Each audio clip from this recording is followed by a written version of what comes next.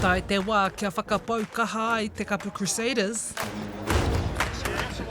Ia rātou e whakarite ana mō ngā whakataetae whiringa whāiti o te kaupeka Super Rugby Pacific. Excited that we've earned the right, I suppose, to play in a playoff. Yeah, you always want to try and build off the energy of it, like they're unique weeks, finals footy, so you take the positives and all the nervous energy and stuff you have and harness it in a good way. Still going! Nō te mutunga wiki nei, ka tuki atu tēnei tīma ki te kapa Reds no ahi te reiria. Ko tā te poako matua o te tīma a Rob Penny, ahakoa i ngā tau ki muri kua toa te kapa Crusaders i ngā kēmu e toru o ngā kēmu e whā i tākoro ai rātou ko te kapa Reds i ngā whiringa whāiti, me kawa e whakahawea ki tēnei tīma. Look, history doesn't count for anything. You know, Crusaders have got a great history in playoffs at home and it's a very proud one, but the reality is it's a different season. The Reds have had a great year and they're coming here to do a job. They'll be determined and history counts for nothing.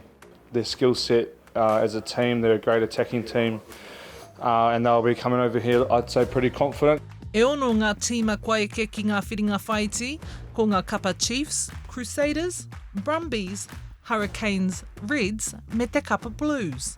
Kei tā te kāpene tuarua o te Crusaders a Cody Taylor, kei te aro tonu te kapa ki tā rātou ake kēmu. I mean, I've seen a few scenarios, but I'm not too concerned about what could and may happen. I think it's just all about how we play. Finals footy's different, we know that. Nā te mea i te tuatahi, me toa te Crusaders i te kēmu i tēnei wiki, kia taia ai e rātou te eke ki te kēmu e whai ake nei.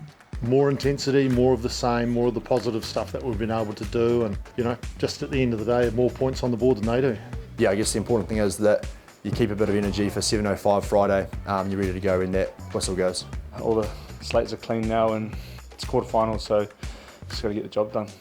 Ka hoki mai anō te kapa Reds ki o tautahi mō te kēmu nei, ka tīmata hei te pō o te praere ki tēnei taiwhanga hākinakina o Apollo Projects. Hora Kairangi Nicholas, Tahu News.